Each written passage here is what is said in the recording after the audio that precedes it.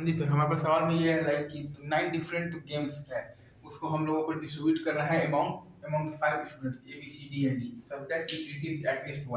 और कंडीशन ये है कि N A is greater than N B है। तो एक केस है हम मतलब हमारे पास 5 1 1 1 1 का, तो इसमें पहले जब ग्रुपिंग करेंगे तो factorial 9 by factorial 5 into factorial 1 into factorial 1 into factorial 1 into factorial 1 into factorial 4 और जब डिस्ट्रीब्यूशन जब करेंगे तो ए को ये देना पड़ेगा 5 वाला और बाकी 4 में आप बांट दीजिए तो 1 इंटू फैक्टोरियल 4।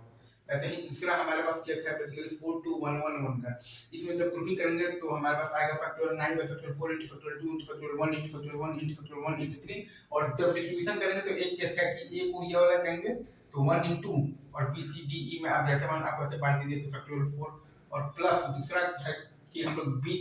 दूसरा है कि हम लोग फिर से देंगे ए को देंगे तो ये वाला देंगे 2 वाला देंगे तो बी को हमें बेसिकली इसमें से ही देना पड़ेगा तो 1 इंटू 3c1 और इंटू फैक्टोरियल 3 जो 2 बचेगा एक एक का और एक बचेगा 4 को उसमें हम लोगों ने बांट दिया है सी डी ई में।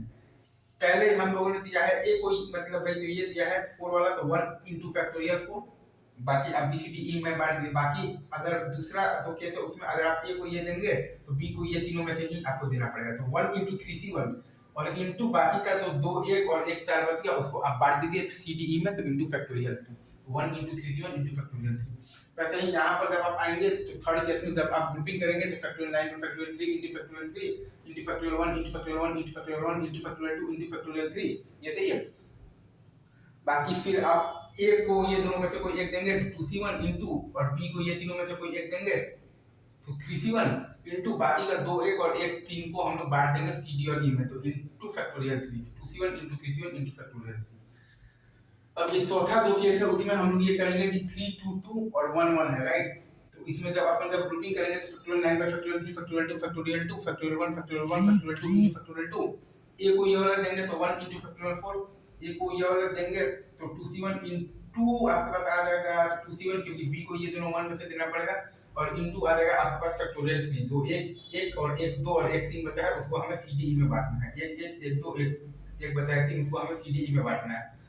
तो हमारे पास क्या आ गया है तो 2c1 इंटू फैक्टोरियल 3 और नहीं तो एक ये जो पहला जो केस था कि ए को ये दे दिए तो 1 इंटू फैक्टोरियल 4 फिर अपना ये लास्ट केस है तो factorial 9 bye factorial 2 factorial 2 factorial 2 factorial 2 factorial 1 into factorial 4 ये अपना हो गया है ग्रुपिंग इंटू जब अपन डिस्ट्रीब्यूशन में आएंगे तो ए को ये चारों में से देना पड़ेगा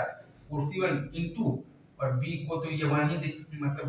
देना पड़ेगा तो 1 4c1 इंटू 1 इंटू और सी डी ई को ये 3 2 जो बचा है 2 2 2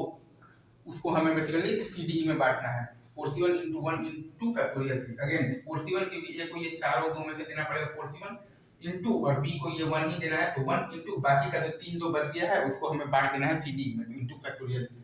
3 और ये सारे ही केसेस को जब हम लोग बेसिकली क्या कर देंगे ऐड कर देंगे ना सर तो हमारा आंसर आ जाएगा ऐड देम तो हमारा आंसर आ जाएगा एन ए मतलब कि N A is greater than N B का आ जाएगा ये सही है क्या is it true add them तो हमारा जो आंसर आएगा वो आएगा basically N A is greater than N B का आंसर आएगा ये सही है क्या इज इट ट्रू।